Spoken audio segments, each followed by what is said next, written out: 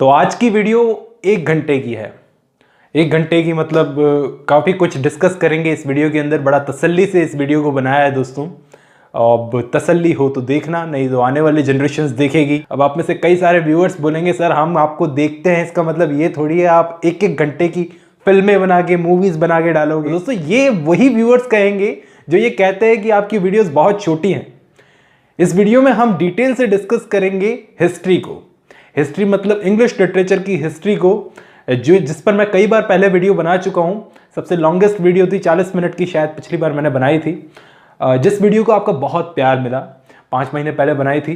तो इसलिए दोस्तों इस वीडियो में हम लोग डिटेल से डिस्कस करेंगे। काफ़ी कुछ अननोन फैक्ट्स जानने को मिलेंगे इंग्लिश लिटरेचर के हमको। बहुत हेल्पफुल वीडियो होने वाली है, काफ़ी कुछ सीखने को मिलेगा इस वीडियो से। एक जर्नी पर चलेंगे, बाद में जब ये खत्म हो जाएगी वीडियो तो काफ़ी कुछ आपको इंग्लिश लिटरेचर के बारे में पता होगा। शुरू करते हैं। तो दोस्तों हम लोग शुरू से शुरू करते हैं स्टोरी को। इंग्लिश लिटरेचर की शुरुआत होती है एंग्लो सैक्सन से, हम सब जानते हैं।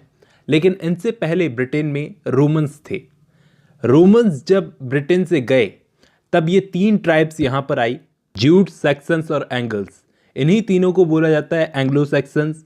449 से 547 के बीच में ये ब्रिटेन में सेटल हुए थे और 597 में सेंट ऑगस्टीन ने यहाँ पर इन लोगों के बीच में क्रिश्चियनिटी को इंट्रोड्यूस किया। ये क्रिश्चियनिटी आई थी रोम से इन लोगों के बीच में। इसका बहुत बड़ा रोल था, आगे बताऊंगा मैं। एंग्लो सैक्सन्स के टाइम पर इंपॉर्टेंट 4 पोएट्स थे दोस्तों। 4 ऑथर्स थे, पोएट्स नहीं थे, 4 ऑथर्स थे। 2 तो पोएट्स थे, कैडमैन और साइनवोल्फ। एक हिस्टोरियन था, बीट। ये उस टाइम का हिस्टोरियन था। इसको फादर ऑफ इंग्लिश हिस्ट्री भी माना जाता है। इसका एक बहुत ही इंपॉर्टेंट वर्क है इक्लेसियास्टिकल हिस्ट्री ऑफ इंग्लिश पीपल। ये इसका बहुत ही फेमस वर्क है। ये उस टाइम का हिस्टोरियन था। और तीसरा एल्फ्रेड द ग्रेट। दोस्तों एल्फ्रेड द ग्रेट इस टाइम का प्रोज राइटर था, जिसने लैटिन के वर्क्स को ओल्ड इंग्लिश में ट्रांसलेट करवाया था, जिसकी वजह से ही, इसकी वजह से, एल्फ्रेड द ग्रेट की वजह से इंग्लिश लैंग्वेज उस टाइम पर डेवलप हुई। और कुछ टेक्स्ट हमको पढ़ने के लिए मिलते हैं। वो लोग सुनते सुनाते चलते थे अपने वर्क्स को, तो कुछ पढ़ने के लिए मिलते हैं वो एल्फ्रेड द ग्रेट की वजह से ही। ये उस टाइम के 4 मोस्ट इंपॉर्टेंट ऑथर्स हैं जिनके नाम नोट कर लो, क्योंकि बाकी वर्क्स के ऑथर्स का नाम पता नहीं है। Alfred the great king of Wessex था 871 से 901 तक। और मैंने आपको बताया इसने एक बहुत अच्छा काम ये कर दिया था कि बहुत सारे लैटिन के टेक्स्ट थे जिनको ओल्ड इंग्लिश में ट्रांसलेट करवा दिया। अब ओल्ड इंग्लिश में लिखे हुए कुछ वर्क्स मिलते हैं तो एल्फ्रेड द ग्रेट की वजह से ही, मतलब ये चाहता था कि इंग्लिश लैंग्वेज को पढ़ा जाए उस टाइम पर। यहाँ तक कि लिटरेचर की तरफ इसका खुद का इतना इंटरेस्ट था कि 4 ट्रांसलेशंस तो इसने खुद ने किए हैं 9th सेंचुरी में। अब दोस्तों ये एंग्लो सैक्सन्स 449 में यहाँ पर आए थे और 1066 एडी तक ये यहाँ पर रहे थे। ये लोग लिटरेचर कुछ इस टाइप का लिखते थे कि इनके हीरोइक वॉरियर्स जो बैटल्स में लड़ते थे उनके बारे में ये गाते रहते थे अच्छी अच्छी बातें। और लिटरेचर के ज़रिए ये रिलीजियस फेथ और मॉरल इंस्ट्रक्शंस देना पसंद करते थे। स्टाइल की बात करूँ तो ओरल लिटरेचर इनमें बहुत पॉपुलर था। मतलब अपने ज़्यादातर वर्क्स को ये कंपोज करते थे ओरल लिटरेचर में, सुनते सुनाते चलते थे। ओरल लिटरेचर का मतलब पोइट्री ज़्यादा लिखी जाती थी, प्रोज नहीं लिखा जाता था। प्रोज में एल्फ्रेड द ग्रेट ने ही काम किया है। प्रोज राइटिंग बिल्कुल नहीं चलती थी। अगर इनको कोई कहानी भी सुनानी होती थी तो पोइट्री के ज़रिए ही सुनाते थे। और इनकी पोइट्री में 4 फॉर्म्स का ज़्यादा यूज़ किया जाता था, कैजुरा, एलिट्रेशन, रिपीटेशन और 4 बीट राइम। अब मैं आपको बताता हूँ क्रिश्चियनिटी के इंट्रोड्यूस होने से क्या हुआ। इनमें पहली बात तो लिटरेसी फैली, मतलब लोग पढ़ने लिखने लगे थे। और सबसे बड़ी बात, इन्होंने अपनी लैंग्वेज को कैसे डेवलप किया। इन्होंने, इनसे पहले जो रोमन्स थे उनके अल्फ़ाबेट्स इनको जब मिले तो उससे इन्होंने अपनी लैंग्वेज को डेवलप किया, पहले भी बता चुका हूँ। और ये लोग जिस टाइप के वर्क्स लिखते थे उनमें होती थी एपिक पोएट्री, जिसका मतलब हमको पता है हैगियोग्राफी। हैगियोग्राफी मतलब सेंट्स की लाइफ बताना। सरमन्स यानी कि उपदेश वगैरह, बाइबल के ट्रांसलेशंस, लीगल वर्क्स मतलब कोर्ट वगैरह के वर्क्स, क्रॉनिकल्स का मतलब इतिहास, और रिडल्स मतलब पहेलियाँ। ये सब ऐसे वर्क्स लिखा करते थे। दोस्तों एंग्लो सैक्सन लिटरेचर में 4 मैन्युस्क्रिप्ट्स बहुत ही इंपॉर्टेंट है जिनके नाम आपको नोट करने होंगे। पहली मैन्युस्क्रिप्ट है एक्सेटर बुक, जो बहुत ही इंपॉर्टेंट है। जूनियस मैन्युस्क्रिप्ट, वर्सले बुक और बियोवुल्फ मैन्युस्क्रिप्ट। ये 4 मैन्युस्क्रिप्ट हैं। इनके नाम नोट करना, इनको अलग अलग नामों से बुलाया जाता है, तो वो आप सर्च कर लेना। और इस टाइम के कुछ इंपॉर्टेंट वर्क्स के नाम हैं। सबसे पहले विट्सेथ और बियोवुल्फ। बियोवुल्फ को दोस्तों 3000 से ज़्यादा लाइंस में लिखा गया है और इंग्लैंड का नेशनल एपिक माना जाता है बियोवुल्फ को। और इनके अलावा कुछ इंपॉर्टेंट वर्क्स हैं Genesis A, Genesis B, Exodus, the wanderers, the seafarers, wife's lament, husband's message, Christ and Satan, the dream of the rood, battle of Maldon. ये सारे इंपॉर्टेंट वर्क्स हैं उस टाइम के। अब दोस्तों ये जो ऑथर थे कैडमन, ये अपनी हिम्स के लिए बहुत ही फेमस हैं। कि बीड एक हिस्टोरियन था, मैंने आपको बताया, और एक मॉन्क भी था। और एल्फ्रेड द ग्रेट के अलावा एल्फ्रिक नाम का एक और प्रोज राइटर था इस टाइम पर दोस्तों। एंग्लो सैक्सन्स के आने से पहले इंग्लैंड में रोमन्स थे, वो यहाँ से चले गए, तब ये यहाँ पर आए और यहाँ आकर ये कैंट नाम की जगह पर सेटल हुए थे। और पूरे ब्रिटेन को इन्होंने 7 किंगडम्स में बांट लिया, जिन 7 किंगडम्स में सबसे पावरफुल था दोस्तों नॉर्थम्ब्रिया। और सेंट ऑगस्टीन जो ब्रिटेन में क्रिश्चियनिटी लाए थे, वो कैंटरबरी के आर्च बिशप बन गए। अब इन एंग्लो सैक्सन्स का ब्रिटेन में टाइम था 1066 तक। 1066 के बाद में इनका टाइम ख़त्म हो गया। तब दोस्तों इनका किंग था हैरोल्ड गॉडविंसन। उसके टाइम पर ब्रिटेन में नॉर्मन्स ने हमला किया था और उनका राजा था विलियम द बास्टर्ड। वो यहाँ पर आया, इससे लड़ाई लड़ी, इसको हराया और वो यहाँ पर जीत गया। तब से दोस्तों विलियम द बास्टर्ड को विलियम द कॉन्करर माना जाता है। दोस्तों यहाँ पर एक बात और जानने वाली है कि नॉर्मन्स यहाँ पर आते हैं 1066 में, ठीक है, लेकिन ये यहाँ पर आने से पहले गए थे फ्रांस में। फ्रांस में इन्होंने ब्रिटेन में हमला करने से पहले ये फ्रांस में गए थे। वहाँ ये फ्रेंच लैंग्वेज सीख गए अच्छी खासी और बहुत सिविलाइज्ड हो चुके थे। उसके बाद इन्होंने ब्रिटेन पर हमला किया। अब ब्रिटेन में आने पर इन्होंने अपने साथ फ्रेंच लैंग्वेज भी लाई। अब ऐसा होता रहा है कि कोई अगर किसी देश पर राज करता है तो उस देश पर अपनी लैंग्वेज थोपने की कोशिश करता है। तो इस वक्त ये फ्रेंच लैंग्वेज जब यहाँ पर लाए तो English language, old English language दब गई और फ्रेंच लैंग्वेज एक ऑफिशियल लैंग्वेज बन गई ब्रिटेन की। कोर्ट्स में, पार्लियामेंट्स में, सब जगह ये बोली जाने लगी। इंग्लिश लैंग्वेज पढ़ाना लिखाना भी छोड़ दिया गया था और इंग्लैंड में जो रूलिंग क्लास थी वो लोग बन गए थे एंग्लो नॉर्मन्स, क्योंकि वो इंग्लिश भी बोलते थे और नॉर्मल लैंग्वेज भी बोलते थे, ये फ्रेंच लैंग्वेज भी बोलते थे, तो एंग्लो नॉर्मन्स बन गए थे। लेकिन at the end of 12th century इस वक्त इन लैंग्वेजेस की बजाय इंग्लिश का एक पोएट था दोस्तों, नाम याद करना, लायमन। उसने इतने लंबे टाइम के बाद, मतलब बीच में जब फ्रेंच लैंग्वेज इतनी बोली जा रही थी, इतने लंबे टाइम के बाद पहली बार इंग्लिश लैंग्वेज में एक पोएम लिखी ब्रूट नाम की। और इस वर्क के साथ ही दोस्तों इंग्लिश लैंग्वेज फिर से जागी, इंग्लिश रिवाइवल हुआ। इस पोएम को दोस्तों क्रॉनिकल ऑफ ब्रिटेन भी माना जाता है। क्रॉनिकल का मतलब मैंने आपको बताया इतिहास, ब्रिटेन का इतिहास। 16,000 लाइनों में इस पोएम को लिखा गया और एंग्लो सैक्सन्स के बाद में ये फर्स्ट हिस्टोरियोग्राफी थी दोस्तों, फर्स्ट हिस्ट्री पर लिखा गया वर्क। और इसके आने के बाद तो फिर वर्क्स लिखे ही गए इंग्लिश के अंदर। Owl and the Nightingale, cursor मुंडी, हैंडलिंग सिन वगैरह वगैरह और बहुत सारे वर्क्स। अब ये लोग इंग्लिश में वर्क्स लिख तो रहे थे, लेकिन ये एंग्लो सैक्सन्स वाली लैंग्वेज नहीं थी इंग्लिश। ये एंग्लो सैक्सन वाली इंग्लिश नहीं थी, ये मिडिल इंग्लिश थी। इंग्लिश लैंग्वेज अब बहुत बदल चुकी थी, इसके अंदर फ्रेंच लैंग्वेज के भी बहुत सारे वर्क्स आ चुके थे और इसी मिडिल इंग्लिश लैंग्वेज में बाइबल के भी ट्रांसलेशंस हो रहे थे। इस वक्त सबसे नोटेबल थी दोस्तों जॉन विक्लिफ की बाइबल। इन्होंने बड़ी हेल्प की थी दोस्तों इंग्लिश को as a literary language establish करने में, जॉन विक्लिफ। इन जॉन विक्लिफ ने कमाल कर दिया था। इस वक्त इन्होंने बाइबल का ट्रांसलेशन करके लॉलर्ड मूवमेंट को इंस्पिरेशन दी। दोस्तों ये लॉलर्ड मूवमेंट आप सर्च करना इसके बारे में, ये एक ऐसा मूवमेंट था जो प्री रिफॉर्मेशन मूवमेंट था। मतलब इसमें क्या हुआ था, रोमन कैथोलिक चर्च उस टाइम पे लोगों को सिखाता था कि क्या सही है क्या गलत है। चाहे चर्च गलत ही सिखा रहा हो, लोगों को माननी पड़ती थी वो बात। तो इस चीज़ को रिजेक्ट किया गया इस मूवमेंट में। जॉन विक्लिफ बहुत ही इंपॉर्टेंट फिगर थे दोस्तों इस मूवमेंट में। और इस वक्त इंग्लैंड के किंग थे एडवर्ड थर्ड। 1327 से 1377 तक ये किंग थे। मतलब इस वक्त 14th सेंचुरी चल रही थी। ये टाइम तो चौसर का था, लेकिन इस टाइम की शुरुआत में दो बड़े पार्ट थे दोस्तों, जॉन बार्बर और विलियम लैंगलैंड। इनका चौसर से पहले जन्म हो चुका था। फिर आते हैं जेफरी चौसर और सो कॉल्ड पर्ल पार्ट्स जिनका मोस्ट फेमस वर्क है the Gawain and the Green Knight. Langland का फेमस वर्क है दोस्तों पियर्स द प्लूमन। ये मिडिल इंग्लिश लिटरेचर का एक एलेगोरिकल वर्क है जिसको अनराइम्ड एलिटरेटिव वर्ड्स में लिखा गया है। चौसर की कैंटरबरी टेल्स भी बहुत ही फेमस है जो कि अनफिनिश्ड वर्क है, जिसको बहुत लेट शुरू किया था चौसर ने, जिसको हम बहुत बार डिस्कस कर चुके हैं। अब दोस्तों इन सब में चौसर बहुत फेमस हैं क्योंकि चौसर पब्लिक लाइफ से भी जुड़े हुए थे, इसलिए इनके बारे में ज़्यादा जानने को मिलता है। कैंटरबरी टेल्स तो एक रीज़न है ही, लेकिन ये पब्लिक लाइफ से अगर ये नहीं जुड़े होते तो शायद चौसर के बारे में भी ज़्यादा पता नहीं चल पाता।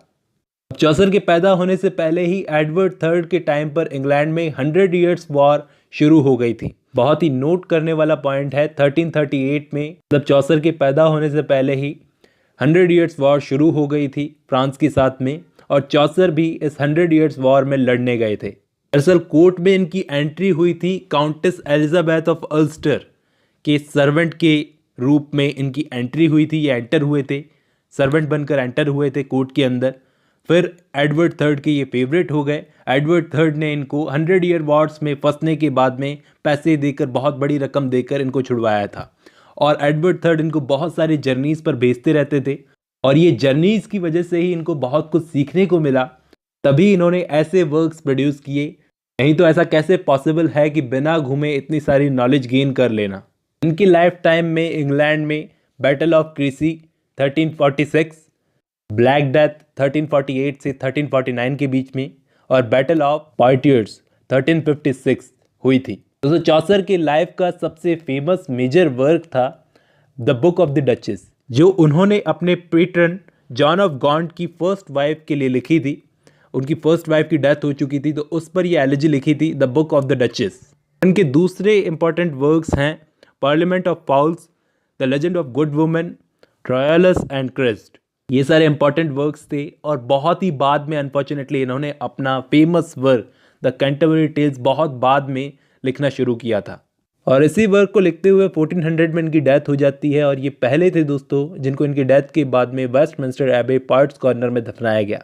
उसके बाद में तो पार्ट्स कॉर्नर में बहुत सारे पार्ट्स को दफनाया गया, और इन्हीं के टाइम पर 1381 में पीसेंट्स वॉर हुआ था दोस्तों, जिसको व्हाइट टेलर रिबेलियन भी बोला जाता है, इस चीज़ को नोट कर लेना। इसके अलावा विलियम लैंगलैंड जो कि एक ग्रेटेस्ट एग्जाम्पल है मिडिल इंग्लिश में एलिटरेटिव पोइट्री लिखने का, बड़ी सिंपल और कोलक्वल लैंग्वेज यूज़ करते थे, मतलब बातचीत की लैंग्वेज।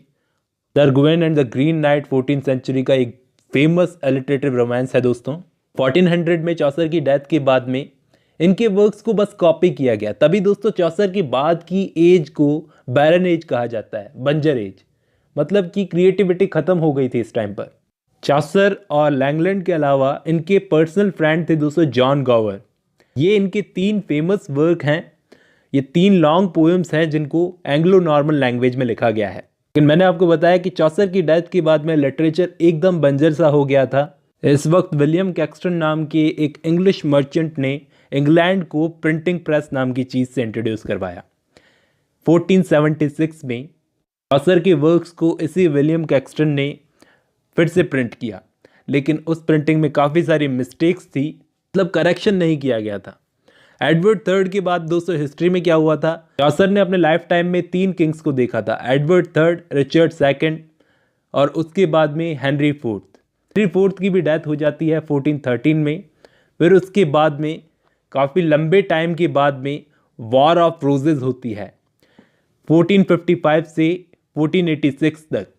दोस्तों इस बीच में कैक्सटन ने अपने प्रिंटिंग प्रेस को इसी टाइम पर इंट्रोड्यूस किया था 1476 में, इसने सेट किया था। फिर बैटल ऑफ बोसवर्थ होती है, और उसके बाद हेनरी 7 1485 में किंग बनता है। और दोस्तों एक work dance of 7 deadly since publish होता है।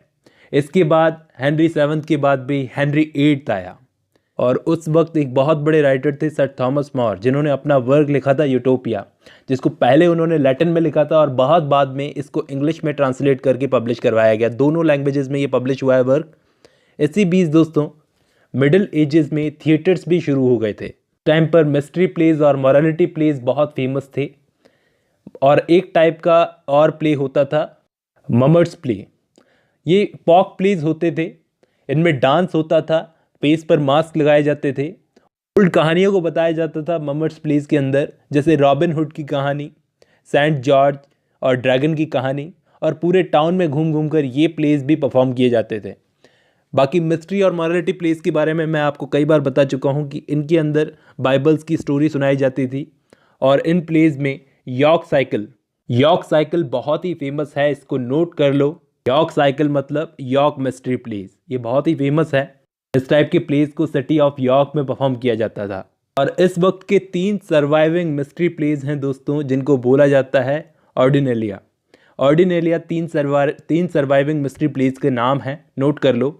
और इसके अलावा एवरीमैन नाम का एक फेमस मिस्ट्री प्ले है लेट 15th सेंचुरी का, जिसको मैं कुछ ही दिनों पहले डिस्कस कर चुका हूं। अगर आपने वो वीडियो नहीं देखी है तो अभी देख लीजिए। और इनके अलावा मिडिल एजेस में एक अलग टाइप के ड्रामाज होते थे जो एलिजाबेथन एज में भी थे, ऐसी बात नहीं थी। इंटरल्यूड्स बोला जाता था जिनको, जो कि कोर्ट्स और ग्रेट हाउसेज में परफॉर्म किए जाते थे। अब इंटरल्यूड्स लिखने में बहुत बड़ा नाम था जॉन हेवुड का। हेनरी 7 के बाद में हेनरी 8 जो इंग्लैंड के किंग थे, वो चर्च पर कंट्रोल करना चाहते थे। सर थॉमस मोर ने इस बात का विरोध किया था, तब शायद उनको मार दिया गया था। और दोस्तों इनके बाद में आते हैं एडवर्ड और मैरी, ये थे इंग्लैंड के नए मोनार्क। लेकिन इनके बाद में क्वीन एलिजाबेथ इंग्लैंड की क्वीन बनती है 1558 में। लेकिन 1558 में इनके क्वीन बनने से पहले, एलिजाबेथ के क्वीन बनने से पहले 1 साल पहले ही एक बहुत ही फेमस बुक पब्लिश हुई थी, जिसको नोट कर लेना ज़रूरी है, टोटल्स मिसैलिनी 1557 में। टोटल्स मिसैलिनी इसलिए इम्पॉर्टेंट है, इसलिए इसको नोट करना ज़रूरी है। ये फर्स्ट बुक ऑफ पोएम्स थी जिसको प्रिंट करके पब्लिश करवाया गया था। अब क्वीन एलिजाबेथ फर्स्ट जब इंग्लैंड की क्वीन बनती है तो उन्हीं के साथ रेनेसा भी आता है इंग्लैंड के अंदर। वैसे तो बहुत पहले आ गया था रेनेसा। विलियम कैक्सटन ने प्रिंटिंग प्रेस को 1476 में जब इंट्रोड्यूस किया, तो दोस्तों उसके बाद से लेकर अब तक लिटरेचर में बहुत डेवलपमेंट हो चुकी थी।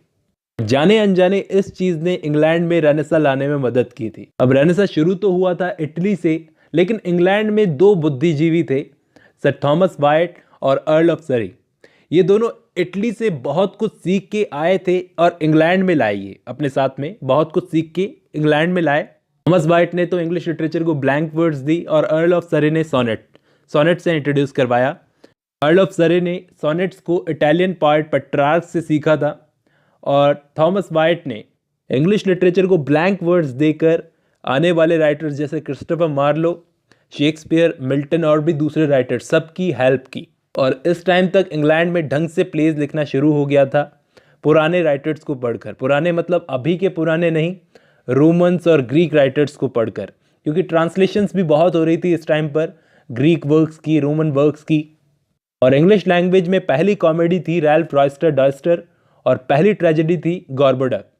इन दोनों को कभी मैं डिस्कस करूंगा। इसी टाइम पर दोस्तों टोटल्स मिसैलिनी के बारे में पहले बता चुका हूँ, पब्लिश हुई थी 1557 में। और ये इसलिए इतनी फेमस है क्योंकि ये first book of English poetry थी।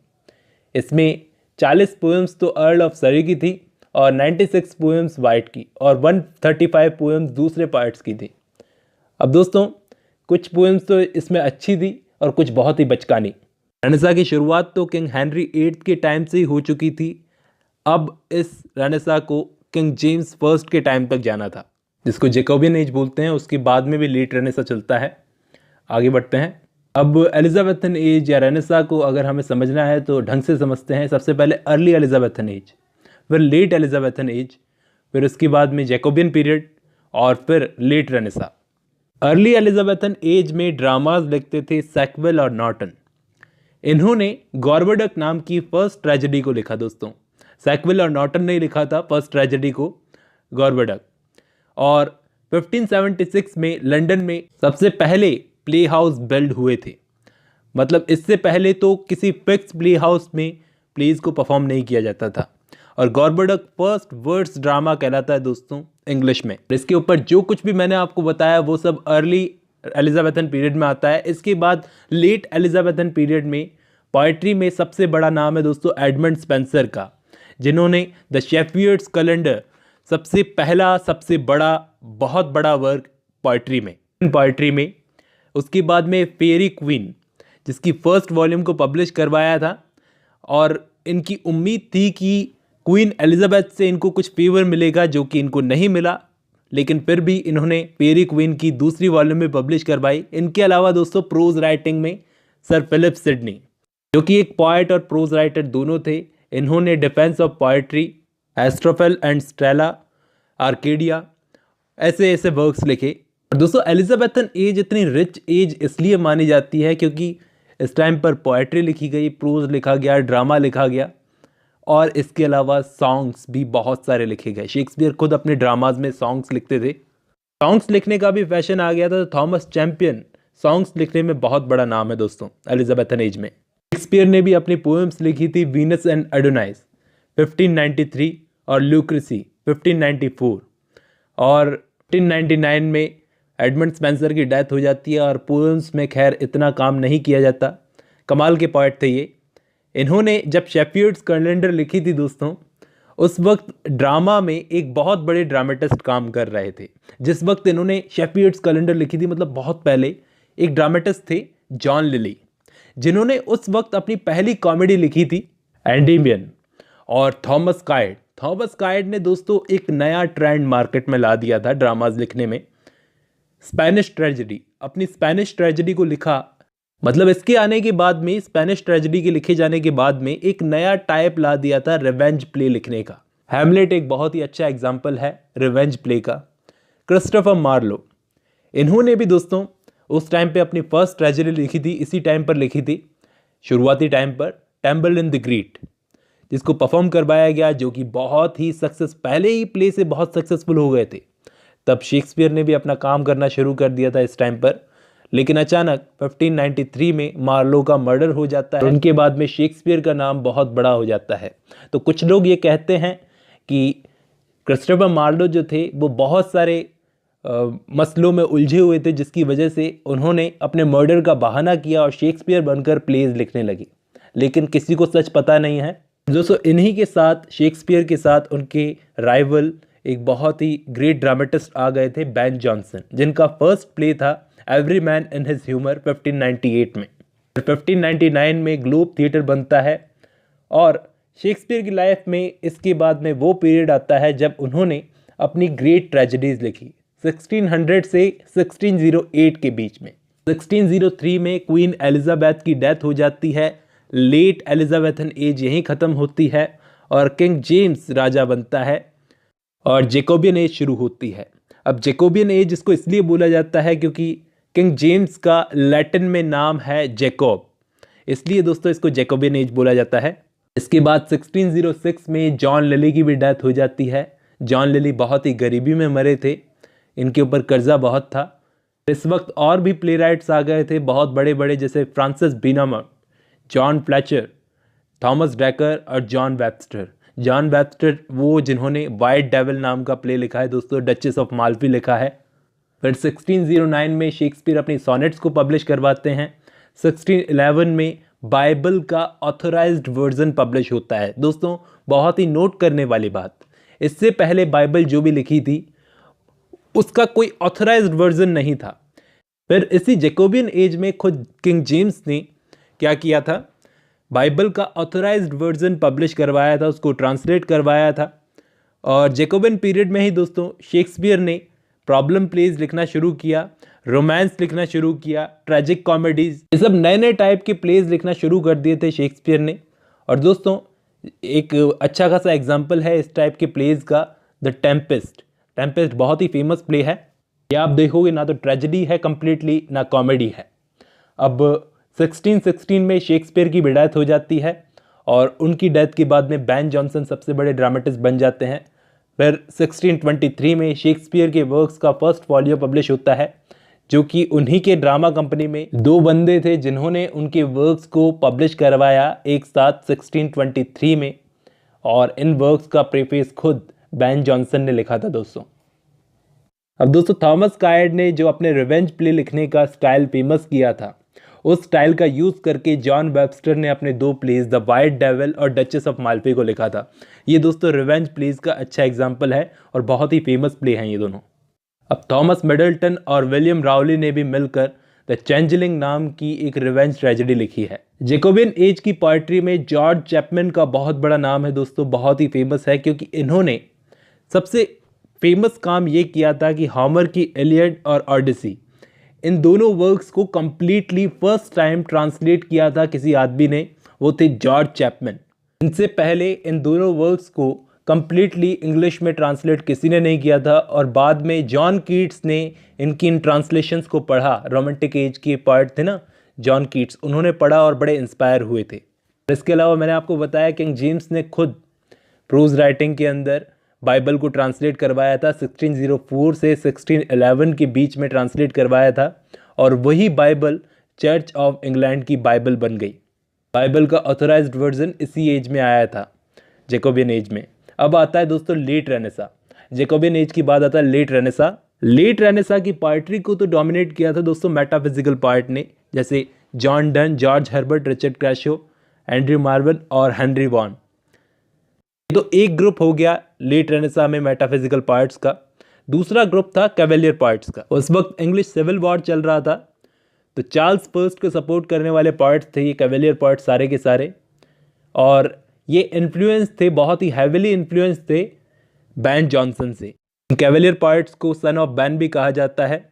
जॉन मिल्टन को भी दोस्तों हम लेट रेनेसा के great poet, last great poet में गिन सकते हैं, जिन्होंने अपने ग्रेट वर्क्स को लिखकर इस एज को रिच कर दिया।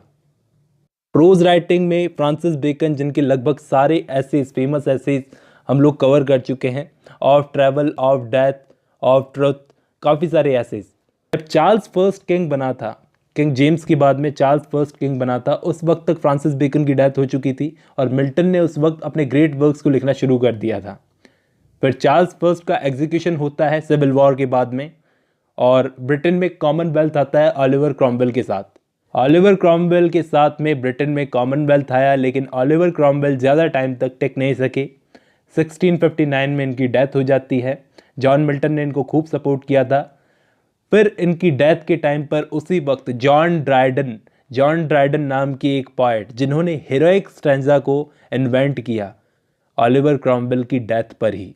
ऐसे में इंग्लैंड में मोनार्की की फिर से ज़रूरत थी, तो 1660 में चार्ल्स को वापस इनवाइट किया गया इंग्लैंड में आने के लिए, राज करने के लिए, और उसके आने के बाद 1660 से रेस्टोरेशन एज शुरू होती है। अब ड्राइडन, जिन्होंने ऑलिवर क्रॉमवेल की डेथ पर हीरोइक स्टैंजा इन्वेंट किया था, मतलब ऑलिवर क्रॉमवेल को श्रद्धांजलि देने के लिए, लेकिन यहाँ पर चार्ल्स सेकंड के आने पर इसको भी वेलकम करने के लिए अपने व्यूज़ बदलकर इन्होंने एस्ट्रा रिडक्स नाम की एक पोएम लिखी। चार्ल्स फर्स्ट का बेटा चार्ल्स सेकंड फ्रांस में रह रहा था उस वक्त, जिस वक्त इंग्लैंड में क्रॉमवेल और प्यूरिटन एज चल रही थी, कॉमनवेल्थ था उस वक्त इंग्लैंड में, तो उस वक्त ये फ्रांस में था। उस वक्त इसने ड्रामास देखे थे काफ़ी सारे, तो आर्ट का लवर था ये। यहाँ पे आने के बाद में इसने रेस्टोरेशन एज में फिर से थिएटर्स को खुलवा दिया। थिएटर्स जो बंद हो चुके थे उनको वापस से इसने रीओपन करवाया। और 1666 में ग्रेट फायर ऑफ लंदन, 1674 में मिल्टन की भी डेथ हो गई दोस्तों, और ड्राइडन ने अपने ग्रेट वर्क्स को लिखना शुरू कर दिया। 1678 में पिलग्रिम्स प्रोग्रेस नाम का ग्रेट वर्क लिखा गया। दोस्तों रेस्टोरेशन लिटरेचर की पोइट्री में सबसे पहले ग्रेट पोएट थे जॉन मिल्टन, इंग्लिश लिटरेचर के। इन्होंने उस वक्त रिलीजन और पॉलिटिक्स दोनों पर लिखा। पैराडाइज लॉस्ट इनका सबसे ग्रेट वर्क है, और इस वक्त सटायर्स लिखने की भी शुरुआत हो चुकी थी।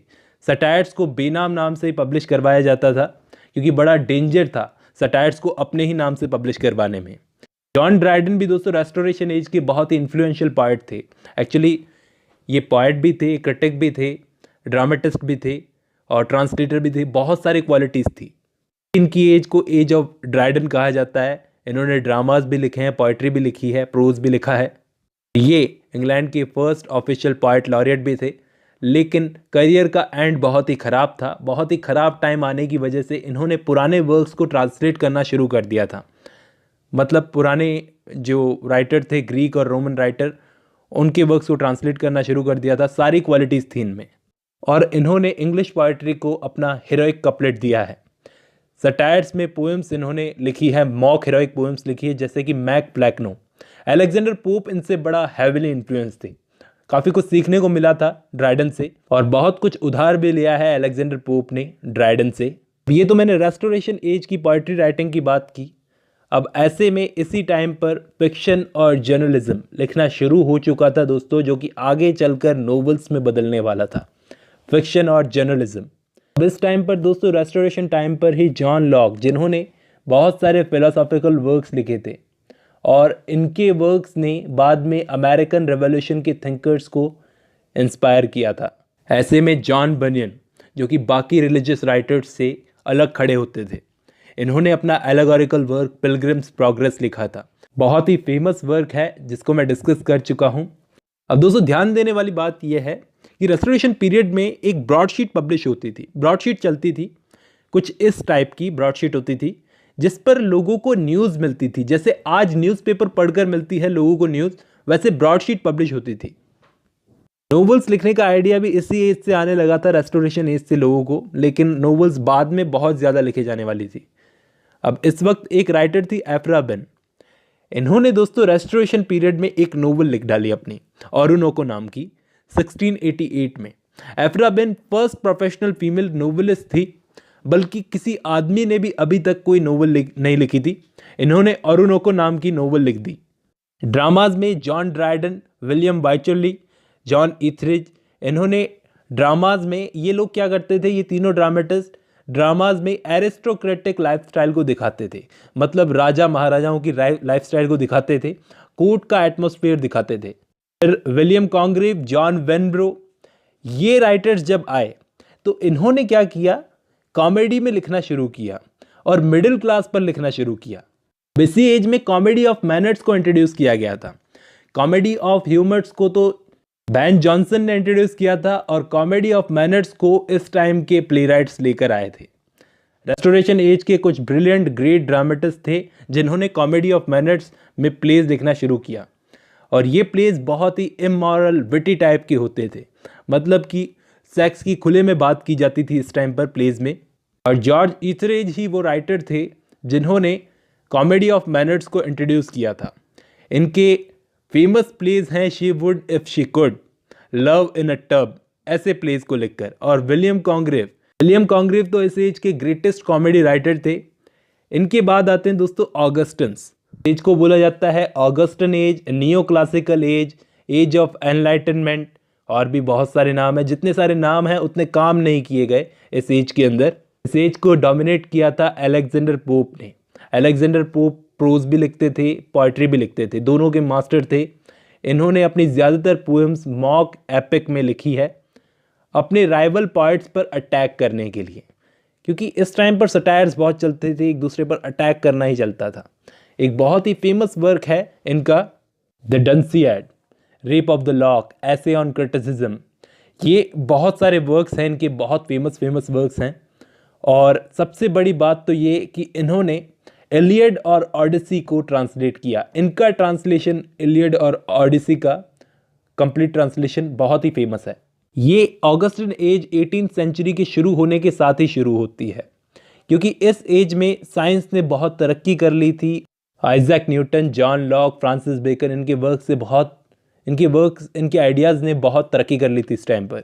ऐसे यहाँ पर मैं 18th सेंचुरी को पूरी को डिस्कस करूँगा, जिसमें 1700 से 1750 तक ऑगस्टन एज है, और 1750 से 1798 तक एज ऑफ सेंसिबिलिटी है, यानी कि एज ऑफ सैमुअल जॉनसन, वो बाद में देखेंगे। सबसे पहले ऑगस्टन एज 1700 से 1750 तक।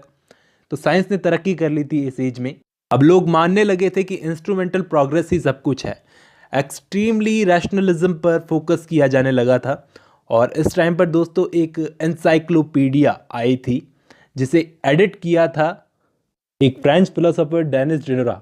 इनका नाम नोट कर लो, क्योंकि इन्होंने एनलाइटनमेंट के थॉट को बहुत बढ़ावा दिया ये इंसाइक्लोपीडिया को एडिट कर कर। दोस्तों, इसका मकसद ये था लोगों के सोचने के तरीके को बदलना। और लिटरेचर में ये टर्म ऑगस्टन लिटरेचर 1720 से 1730 के बीच में जो ऑथर्स थे उनके लिए यूज़ की जाती है। ये ऑथर्स खुद को ऑगस्टन्स मानते थे, क्योंकि इनके टाइम पर इंग्लैंड का किंग था किंग जॉर्ज फर्स्ट। तो ये सारे मिलकर ये मानते थे कि बहुत पहले रोमन्स के टाइम पर, किंग ऑगस्टस के टाइम पर हाईली पॉलिटिकल लिटरेचर लिखा जाता था, और उसी की तरह इस टाइम के राइटर्स भी लिटरेचर लिखते हैं। ये उन राइटर्स को कॉपी करते थे और अपने लिटरेचर को मॉडिफाई करने की कोशिश करते थे, पॉलिश करने की कोशिश करते थे। बस ये अपने लिटरेचर को पॉलिश ही करते रह गए, कुछ अच्छा प्रोड्यूस नहीं किया, बस एक दूसरे पर सटायर्स करते थे। और इसी एज में दोस्तों इंडस्ट्रियल रेवोल्यूशन भी शुरू हो गया था। इस टाइम के पार्ट्स थे जेम्स थॉमसन, जिन्होंने द सीजन्स नाम का वर्क लिखा था, एडवर्ड यंग, जिन्होंने नाइट थॉट्स नाम की पोएम्स लिखी थी, और पोप तो थे ही इस टाइम के outstanding poet. At the same time Alexander pope ने रेप ऑफ द लॉक और डंसियाड में मॉक हीरोइक का ऐसा यूज़ किया कि आज भी इनके ये ग्रेट वर्क्स माने जाते हैं। और जो इन्होंने ओडिसी और इलियड को ट्रांसलेट किया था, ये अपनी डेथ तक उसको रीचेक करना चाहते थे कि कुछ करेक्शन करना है। दोस्तों ऑगस्टन एज में कुछ ड्रामाज भी लिखे गए थे, जैसे कि इस एज में ड्रामा लिखे जाने से पहले दो ऐसे राइटर्स थे, दो ऐसे ड्रामेटिस्ट थे, जॉन वेनब्रो और विलियम कॉन्ग्रेव। इन दोनों ने रेस्टोरेशन कॉमेडी ऑफ मैनर्स को इस एज तक कंटिन्यू किया, लेकिन इस एज में फिर भी जॉर्ज लिलो और रिचर्ड स्टील ऐसे ड्रामेटिस्ट थे, ये दोनों ऐसे ड्रामेटिस्ट थे जिन्होंने highly moral serious tragedies produce की इस एज के अंदर, जिसके कैरेक्टर्स मिडिल क्लास होते थे, वर्किंग क्लास होते थे। ये चीज़ ये दिखाती थी, इन दोनों ने जो ड्रामा प्रोड्यूस किए थे, ये चीज़ ये दिखाती थी कि ड्रामाज को लेकर कम से कम लोगों का टेस्ट इस टाइम पे बदल रहा था। कैसे कि थिएटर को सक्सेस होने के लिए अब रॉयल पैटर्नेज की ज़रूरत नहीं थी। वहीं कॉलिक एवर और जॉन रिच के बीच में लड़ाई थी अच्छा थिएटर लिखने की। इस टाइम पर पैंटोमाइम थिएटर परफॉर्म होना शुरू हो गए थे, मतलब म्यूजिकल कॉमेडी टाइप की। इनको फैमिली एंटरटेनमेंट के लिए डिज़ाइन किया गया था, और लो कॉमेडी इस टाइम पर बहुत पॉपुलर थी दोस्तों। प्लेज 3 गुना ज़्यादा, ड्रामास 3 गुना ज़्यादा पॉपुलर हो गए थे, और ओपेरा भी परफॉर्म होने लगा था। जॉन गे, जो कि बैगर ओपेरा के साथ में थिएटर्स में वापस लौटे थे, इन्होंने ओपेरा परफॉर्म करवाना शुरू किया था। लेकिन तभी ध्यान देने वाली बात है, 1737 में आता है लाइसेंसिंग एक्ट, और इसके आने के बाद ड्रामास पर लग जाते हैं रेस्ट्रिक्शंस। एक तरह से सेंसर लग गया, जैसे हमारी फिल्मों पे लग जाता है सेंसर, उसी तरह से 1737 में ड्रामास पर रेस्ट्रिक्शंस लग गई ये एक्ट आने के बाद में। और ड्रामास बहुत ज़्यादा वल्गर हो रहे थे, मेलो ड्रामा लिखे जा रहे थे, इसलिए दोस्तों ये एक्ट आया था। और नया ड्रामा परफॉर्म करने से पहले सेंसर उस ड्रामा को चेक करेगा कि ड्रामा में क्या है, और उसके बाद में ड्रामास परफॉर्म किए जाएंगे। लेकिन ये बात तो गलत थी। अब ड्रामेटिस्ट अपना वर्क कैसे प्रोड्यूस करेगा जब उसे डर रहेगा? तो मतलब अब ड्रामेटिस्ट को प्रॉब्लम, वो खुल के अपना ड्रामा प्रोड्यूस नहीं कर सकते थे। तो इन्होंने क्या किया, ये नोवेल्स की तरफ झुक गए। नोवेल्स नेटफ्लिक्स बन के आई थी उस टाइम पर। जो ड्रामेटिस्ट इस वक्त ड्रामाज नहीं लिख सकते थे, उन्होंने नोवेल्स लिखना शुरू किया, जैसे कि हेनरी फील्डिंग, वो बाद में बताऊंगा मैं आपको, और उसके साथ साथ क्या क्या हुआ था। अब प्रोज राइटिंग की डेवलपमेंट दोस्तों हुई थी एसेज से, एसेज लिखने से, और इन एसेज को बढ़ावा दिया था जोसेफ एडिसन और रिचर्ड स्टील। इन दोनों ने एक जर्नल शुरू किया था अपना दोस्तों, स्पेक्टेटर नाम से। ये जर्नल शुरू होने के बाद में ये डोमिनेट करने लग गए प्रोज राइटिंग को। स्पेक्टेटर का नाम नोट कर लेना बहुत ज़रूरी है। इस टाइम पर एक और जर्नलिस्ट थे, डैनियल डेफो। वो जर्नलिज्म के काम की तरफ झुक गए थे। जर्नलिज्म मैंने आपको बताया था रेस्टोरेशन एज से ही शुरू हो गया था, और अब यहाँ पर जर्नलिज्म बढ़ रहा था। तो ये क्या करते थे, डैनियल डेफो क्रिमिनल लाइफ्स पर लिखते थे। क्या करते थे, क्रिमिनल्स की स्टोरीज सुनकर, जैसे कि मॉल फ्लैंडर्स, कुछ दिनों पहले इस नोवेल को कवर किया है। और रॉबिन्सन क्रूसो भी दोस्तों इनका मास्टरपीस वर्क है इसी टाइम का। इस वक्त की प्रोज राइटिंग को तो डोमिनेट कर रहे थे रिचर्ड स्टील और जोसेफ एडिसन। लेकिन उसी वक्त एक ऐसे प्रोज राइटर भी थे जो कि प्रोज में बहुत ही डेंजरस सटायर्स लिखा करते थे, जिनका नाम था जोनाथन स्विफ्ट, जिन्होंने बहुत ही फेमस वर्क्स लिखे हैं। Gulliver Travels, Modest Proposal, Tale of a Tub, बहुत ही फेमस वर्क्स लिखे हैं। Battle of the Books. और अपने वर्क्स के ज़रिए दोस्तों ये आयरिश लोगों को डिफेंड करने की कोशिश करते थे और अपने वर्क्स में अपना गुस्सा निकालते थे।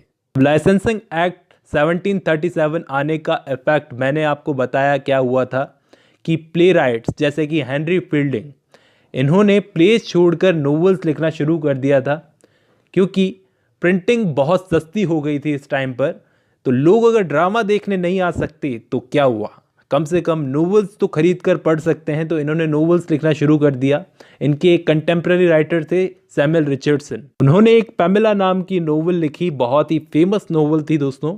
पैमेला सेंटिमेंटल टाइप की नोवेल थी, लेकिन उसी वर्क पर अटैक करने के लिए इन्होंने जोसेफ एंड्रयूज नाम का वर्क लिखा। मैंने आपको बताया था, इस वर्क के बारे में पढ़वाया है। और शैमिला, ये रेस्पॉन्स में वर्क थे उसके, पैमेला के। और फिर सैमुअल रिचर्डसन ने क्लैरिसा नाम का भी वर्क लिखा, तो उसके रेस्पॉन्स में टॉम जॉन्स इन्होंने लिखा था। अब इस लाइसेंसिंग एक्ट 1737 का सबसे बड़ा फायदा मिला था दोस्तों शेक्सपियर को। अब आप कहोगे कि शेक्सपियर तो एलिजाबेथन एज के थे, उनको कैसे फ़ायदा मिला? उनको फ़ायदा इस तरह से मिला दोस्तों कि इस टाइम पर नए ड्रामाज लिखना बंद हो गए थे, तो ड्रामेटिस्ट सारे के सारे तो नोवेल्स नहीं लिख सकते थे हेनरी फील्डिंग की तरह। तो बहुत सारे ड्रामेटिस्ट ने क्या किया, पुराने ड्रामाज को परफॉर्म करवाना शुरू किया। अब जब पुराने ड्रामाज पर वो लोग गए तो उन्होंने देखा कि शेक्सपियर सबसे ग्रेट ड्रामेटिस्ट थे। इन्होंने उनके ड्रामाज परफॉर्म करवाना शुरू किए, और इसी टाइम पर शेक्सपियर की पॉपुलैरिटी बढ़ी। और इस वक्त टोबाइस स्मॉलेट नाम के एक नोवेलिस्ट थे, इन्होंने इस टाइम पर पिकरेस्क नोवेल्स लिखने का स्टाइल शुरू किया था, जिसमें क्या होता था, जिसमें कॉमेडी और सटायर्स यूज़ करके ये रियलिस्टिक लाइफ के एडवेंचर्स को दिखाते थे कि एक हीरो जो कि मिडिल क्लास से है या फिर लो सोशल क्लास से है, उसके एडवेंचर्स को दिखाने के लिए कि वो इस करप्ट सोसाइटी में कैसे जी रहा है। इस टाइप की नोवेल्स को पहले स्पेन में लिखा जाता था। स्मॉलेट ने भी इस टाइप की नोवेल्स लिखना शुरू कर दिया था, जैसे कि रॉड्रिक रैंडम। इस वर्क के अंदर उन्होंने इस टर्म का यूज़ किया है। दोस्तों, क्यों ऑगस्टन एज को 1750 तक ही माना जाता है? मैंने पहले बताया एक बार कि इस एज में दो मास्टर्स थे, सिर्फ दो ही मास्टर्स थे प्रोज और पोइट्री के अंदर, अलेक्जेंडर पोप और जोनाथन स्विफ्ट। पोप की 1744 में और जोनाथन स्विफ्ट की 1745 में डेथ हो गई, और इन दोनों की डेथ के बाद से ही इस एज को ख़त्म माना जाता है। 50 सालों की ये एज ख़त्म हो जाती है, और 1750 से 1798 तक एज ऑफ सेंसिबिलिटी रहती है दोस्तों। एज ऑफ सेंसिबिलिटी के मास्टर थे डॉक्टर सैमुअल जॉनसन, जिनको डॉक्टर जॉनसन भी बोला जाता है। ये एक essayist, moralist, literary critic, biographer, editor, बहुत कुछ थे। इनको यकीनन arguably the most distinguished man of letters in English history बोला जाता है, क्योंकि इंग्लिश लैंग्वेज को इन्होंने बहुत कुछ दिया है। इन्होंने इंग्लिश लैंग्वेज की फर्स्ट डिक्शनरी को तैयार किया था, कई सालों तक अपने असिस्टेंट्स के साथ मेहनत कर कर उस पर काम करके 1755 में उसको पब्लिश करवाया। और ये इनका one of the greatest single achievements of his scholarship. आप सोच रहे होंगे कि कमाल के आदमी थे यार, डिक्शनरी लिख दी, कितने पढ़े लिखे होंगे। बहुत लोगों की हेल्प की थी दोस्तों डॉक्टर सैमुअल जॉनसन ने इस एक सिंगल वर्क के साथ में ही। अब इनके अलावा इन्हीं के टाइम पर 3 आयरिश ऑथर्स थे, ऑलिवर गोल्डस्मिथ, रिचर्ड शेरिडन और लॉरेंस स्टर्न। ये तीनों बहुत ही फेमस हैं। इसमें से दोस्तों ऑलिवर गोल्डस्मिथ और रिचर्ड शेरिडन, इन्होंने क्या किया था, 18th सेंचुरी में इनसे पहले जो थिएटर लिखा जाता था वो सेंटिमेंटल कॉमेडी चलती थी, उसके अगेंस्ट इन दोनों ने रिएक्ट किया था। और ये अपने प्लेज लिखते थे, किस टाइप के लिखते थे, रेस्टोरेशन टाइम पर जो कॉमेडी ऑफ मैनर्स चलता था उसी टाइप के ये प्लेज लिखा करते थे। जबकि लॉरेंस स्टर्न, इनकी ट्रिस्ट्रम शैंडी, वो तो कभी कवर करूंगा मैं। फ्रांसिस बर्नी ने दोस्तों एवेलिना नाम की नोवेल लिखी थी। ये नोवेल थी नोवेल ऑफ मैनर्स में लिखी हुई, इस स्टाइल में लिखी हुई शुरुआती कुछ नोवेल्स में से एक थी ये। और इनके इसी स्टाइल की तारीफ की थी जेन ऑस्टन ने। जेन ऑस्टन की नोवेल्स भी आपको दोस्तों नोवेल ऑफ मैनर्स में लिखी हुई मिलेगी। अब इसी टाइम के कुछ ऐसे ऑथर्स भी थे जिनको बोला जाता है ग्रेवयार्ड पोएट्स। 1740 से ही इन्होंने अपने वर्क्स को, ग्लूमी मेडिटेशंस को लिखना शुरू कर दिया था। और इन पोएट्स में शामिल है थॉमस ग्रे, जिन्होंने अपना famous work elegy return in country churchyard लिखा है, जिसको मैं कवर कर चुका हूँ। एडवर्ड यंग, जिन्होंने नाइट थॉट्स ऑन लाइफ को लिखा है। जेम्स थॉमसन, जेम्स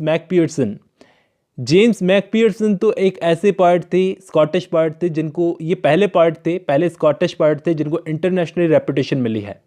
और दोस्तों नोवेल्स मैंने आपको बताई थी, सेंटिमेंटल नोवेल्स बहुत लिखी जाने लगी थी इस एज के अंदर, जैसे सैमुअल रिचर्डसन की पैमेला, ओलिवर गोल्डस्मिथ की Vicar of Wakefield, Laurence Sterne की ट्रिस्ट्रम शैंडी। दोस्तों 18th सेंचुरी की एंड में हॉरेस वालपोल ने अपना फर्स्ट गॉथिक वर्क लिखा था, first Gothic novel English literature में लिखी हुई, द कासल ऑफ ऑटरेंटो। इस नोवेल के बारे में मैंने आपको पहले बता रखा है कि इसमें हॉरर और रोमांस दोनों है। और इसी टाइम पर गॉथिक वर्क्स लिखने में एन रैडक्लिफ ने ही गॉथिक विलन को ढूंढा था, जो कि बाद में दोस्तों ये कैरेक्टर बायरनिक हीरो बना। मतलब लॉर्ड बायरन ने जो बायरनिक हीरो डेवलप किया था वो पहले गॉथिक विलन था जिसको एन रैडक्लिफ ने ढूंढा था। इनकी फेमस नोवेल है द मिस्ट्रीज ऑफ एडोल्फो। अब ये तो थी एज ऑफ सेंसिबिलिटी 1798 तक। अब 1798 में लिरिकल बैलेड्स के पब्लिश होने के बाद में एज ऑफ सेंसिबिलिटी ख़त्म होती है और रोमांटिसिज्म आता है। रोमांटिक पोइट्री में पोइट्स थे रॉबर्ट बर्न्स स्कॉटलैंड के नेशनल पोइट भी माने जाते हैं और रोमांटिक पोइट्री में ये एक पायनियर पोइट थे। और ग्रेवयार्ड पोइट्स ने तो पहले काम किए ही थे।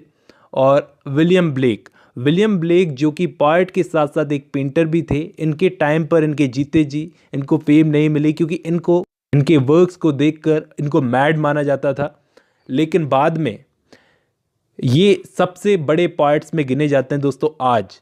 और इनके दो इंपॉर्टेंट वर्क्स हैं, Songs of Innocence and Songs of Experience.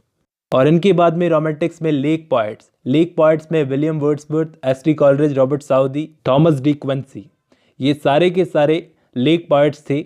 और वॉल्टर स्कॉट भी दोस्तों इस टाइम की मोस्ट फेमस पॉइट थे। और ये टाइम आते आते सोनेट्स लिखना आउट ऑफ फैशन हो चुका था। तो एक लेडी थी चार्लोट टर्नर स्मिथ, इन्होंने क्या किया था, इंग्लिश लिटरेचर में सोनेट को फिर से री इंट्रोड्यूस किया था। उसके बाद में वर्ड्सवर्थ, कीट्स और शेले, इन सब ने सोनेट्स वापस से फिर से लिखी। अर्ली रोमांटिक पोइट्स ने लिरिकल बैलेड्स को पब्लिश करने के साथ में एक नए टाइप का इमोशनलिज्म ला दिया था पोइट्री के अंदर। रॉबर्ट साउदी दोस्तों जो कि एक लेक पोइट थे, इन्होंने 30 साल तक पोइट लॉरिएटशिप को संभाला, लेकिन इन्होंने अपने लाइफ टाइम में वर्ड्सवर्थ और कॉलरिज को अपने से ज़्यादा फेमस होते हुए देखा था। दोस्तों वर्ड्सवर्थ और कॉलरिज इन दोनों के एक एसेइस्ट फ्रेंड थे, विलियम हैजलिट। ये इसलिए इतने फेमस है क्योंकि इन्होंने शेक्सपियर की प्लेस के कैरेक्टर्स का जो क्रिटिसिज्म किया है, जो बहुत ही फेमस है, विलियम हैजलिट का क्रिटिसिज्म। और चार्ल्स लैम्ब। इसी टाइम पर दोस्तों सेकंड जनरेशन के पोइट्स थे Lord Byron, PB. Shelley, Felicia हीमंस, John Keats. अब इन सब में लॉर्ड बायरन कम रोमांटिक पोइट थे। उसका रीज़न ये कि ये 18th सेंचुरी के सटायर्ड से ज़्यादा इन्फ्लुएंस थे, इसलिए ये कम रोमांटिक थे। लेकिन बायरन फिर भी इन सब से अपने टाइम में बहुत फेमस थे।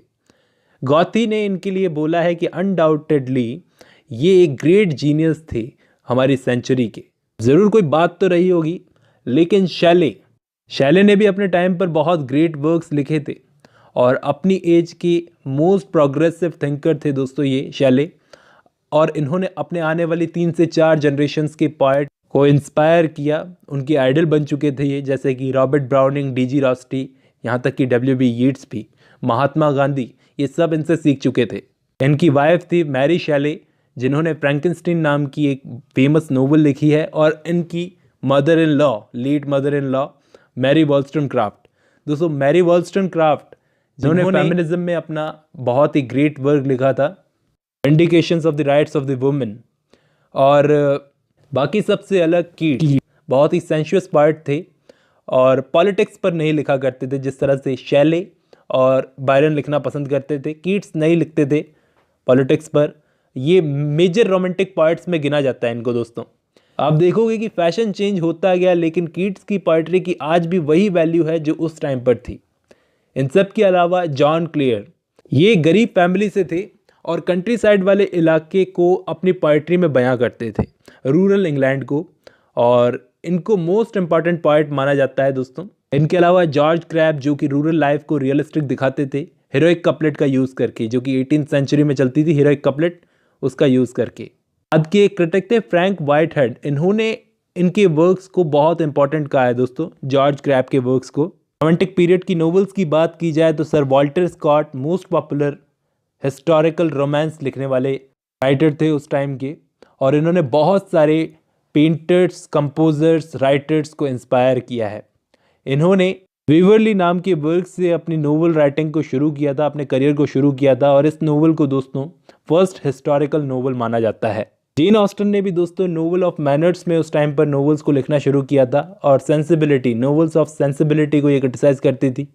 और जेन ऑस्टन अपनी 6 वर्ल्ड फेमस नोवेल्स के लिए जानी जाती है, जिसमें ये दिखाती थी, अपनी नोवेल्स के जरिए दिखाती थी, क्रिटिसाइज करती थी एक तरह से, कि वुमेन कितना डिपेंडेंट है, कि उसको डिपेंडेंट बना रखा है कि तुम्हारी शादी होगी तभी तुम सोशली और इकोनॉमिकली सिक्योर रहोगी, ऐसा वुमेन को कहकर डिपेंडेंट कर रखा है। इसी वक्त रोमांटिसिज्म अमेरिका तक चला गया था। अब आती है विक्टोरियन एज। विक्टोरियन एज में दोस्तों पोएट्री से ज़्यादा नोवेल्स लिखी जाती थी, वुमेन राइटर्स भी लिखने लगी थी, नोवेल सीरियल से पब्लिश होने लगी थी। 1832 में रिफॉर्म एक्ट आया था, इंडस्ट्रियलाइजेशन की रैपिडली ग्रोथ हुई थी, और इस टाइम के फेमस नोवेलिस्ट थे Charles Dickens, William Makepeace Thackeray, Bronte sisters, Elizabeth Gaskell, Anthony Trollope, George Eliot, George Meredith, Thomas Hardy, जिन्होंने जॉर्ज एलियट से बहुत कुछ सीखा था, George Gissings, John Ruskin, Robert Louis Stevenson, H G. Wells. H G. Wells दोस्तों उस time पर science fiction लिखा करते थे। ये सब थे फेमस नोवेलिस्ट विक्टोरियन एज के, और चिल्ड्रन लिटरेचर पर इस वक्त बहुत फोकस किया गया। ये सब थे नोवेलिस्ट और शॉर्ट स्टोरी राइटर्स उस वक्त के। और विक्टोरियन पोइट्री में Tennyson, Robert Browning, Elizabeth Barrett Browning, Matthew Arnold, ये सब पोइट्री को डोमिनेट करते थे। इनमें रॉबर्ट ब्राउनिंग की स्टाइल थी कि वो ड्रामेटिक मोनोलॉग में पोइट्री को लिखते थे। टेनिसन पोएट लॉरियट रहे थे। टी.एस. एलियट ने दोस्तों टेनिसन को मेलंकोलिया और मैट्रिक्स दोनों का ग्रेटेस्ट मास्टर कहा है। इनमें सारी क्वालिटीज़ थी, और कहा है कि मिल्टन के बाद में यही एक फाइनेस्ट इंग्लिश पोएट थे। मैथ्यू आर्नोल्ड भी ग्रेट पोएट थे दोस्तों इस टाइम के। इनकी पोएम डोवर बीच बहुत ही फेमस है। डी.जी. रॉस्ट्री जो कि पेंटर, पोएट, ट्रांसलेटर और इलस्ट्रेटर थे, उन्होंने प्री राफेलाइट ब्रदरहुड को ढूंढा था। इनके अलावा आर्थर क्लफ और जॉर्ज मेरेडिथ, ये दोनों माइनर पोएट्स थे इस टाइम के। 19th सेंचुरी ख़त्म होते होते दोस्तों इंग्लिश पोएट्स को सिंबलिज्म में, फ्रेंच सिंबलिज्म में बहुत इंटरेस्ट आने लगा था, और Victorian poetry fin de siecle नाम के एक फेज में एंटर कर गई थी। इस फिन डी सिकल का मतलब है एंड ऑफ सेंचुरी, मतलब turn of the century, century turn ले रही है, एक एरा खत्म हो रहा है। तो यहाँ पर 2 ग्रुप्स बन गए पोएट्स के, एक येलो बुक पोएट्स और दूसरा rhymers club of group. Yellow book poets में ए.सी. स्विनबर्न, ऑस्कर वाइल्ड, ये सब पोएट्स थे, और राइमर्स क्लब में William Butler Yeats, Ernest Dowson, ये सब पोएट्स थे। इनमें से William Butler Yeats 20th century के मोस्ट इंपॉर्टेंट पोएट बन गए दोस्तों, मॉडर्निस्ट पोएट बन गए। थॉमस हार्डी ने भी दोस्तों पोएट्री लिखी थी अपने करियर के अंदर, शुरुआती करियर के अंदर, लेकिन और इनको कोई पब्लिशर नहीं मिला, जिसकी वजह से इन्होंने इन पोएट्री को 20th सेंचुरी में पब्लिश करवाया। इनके अलावा एक और मेजर पोएट थे इस एज के, जी.एम. हॉपकिंस, जिनकी पोएट्री भी इनके मरने के बाद में रॉबर्ट ब्रिजेस ने 1918 में पब्लिश करवाई थी। और अमेरिकन पोएट्री भी इस टाइम पर प्रोड्यूस हो रही थी, जैसे दोस्तों एमिली डिकिंसन, वॉल्ट विटमैन, ये 19th सेंचुरी के अमेरिकन ग्रेटेस्ट पोएट थे। Walt Whitman American civil war में दोस्तों एक ट्रैवलर थे, एक वर्किंग मैन थे, और एक सेल्फ अपॉइंटेड नर्स भी थे, और इनका सबसे फेमस वर्क है लीव्स ऑफ ग्रास। जबकि Emily Dickinson on the other hand psychological type की पोएम्स लिखना पसंद करती थी। इसके बाद 20th सेंचुरी का लिटरेचर 1901 से 1939 तक मॉडर्निज्म, फिर 1940 से लेकर 2000 तक पोस्ट मॉडर्निज्म।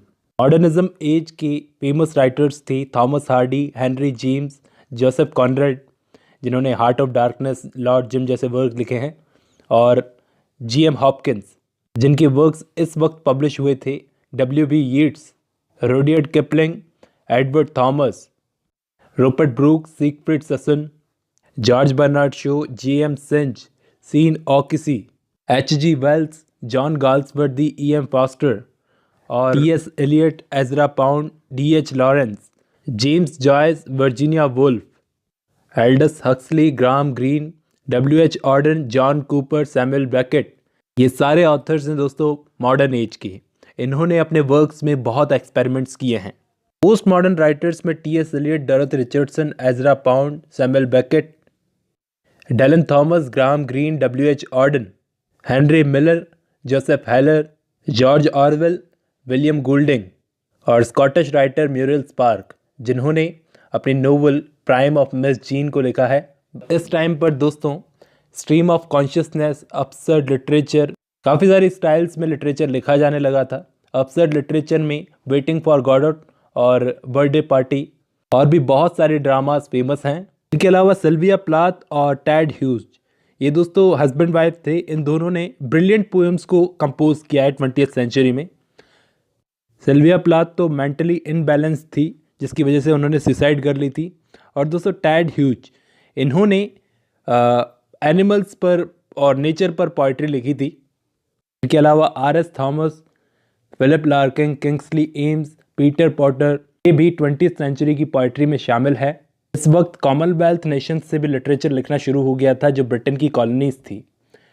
उसको post colonial, Australian, Canadian, Caribbean, Indian, New Zealand, Pakistani, African, इन सब कॉमनवेल्थ ऑफ नेशंस से लिटरेचर प्रोड्यूस होना शुरू हो गया था। और इंडिया में से फर्स्ट मेजर नोवेलिस्ट थे इंग्लिश में लिखने वाले R.K. नारायण, और इनको एनकरेज किया था ग्राहम ग्रीन ने। दोस्तों ये ग्राहम ग्रीन इंग्लिश नोवेलिस्ट थे।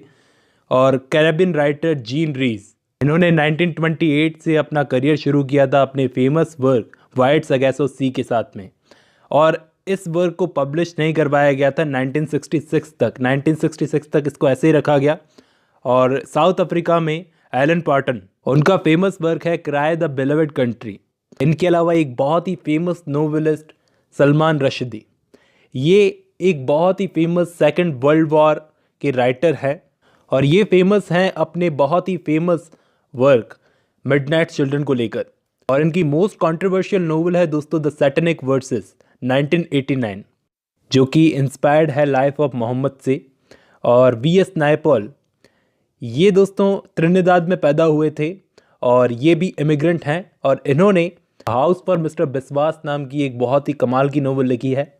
नाइजीरिया से बहुत सारे राइटर्स ने इंटरनेशनली फेम रेपुटेशन अचीव की थी, जैसे कि चिनुआ एचबे, एक Australian major novelist Patrick White, ये भी इस पीरियड के बहुत ही फेमस नोवेलिस्ट थे। दोस्तों 20th सेंचुरी का फिक्शन इतना कमाल का था कि इसके अंदर crime novels, spy novel, historical romance, fancy, graphic novels, science fiction, ये सब कुछ लिखा जाने लगा। अगाथा क्रिस्टी का नाम सुना होगा, ये बहुत ही famous important crime writer of novels थी। शॉर्ट स्टोरीज और प्लेज वगैरह भी इन्होंने लिखे हैं।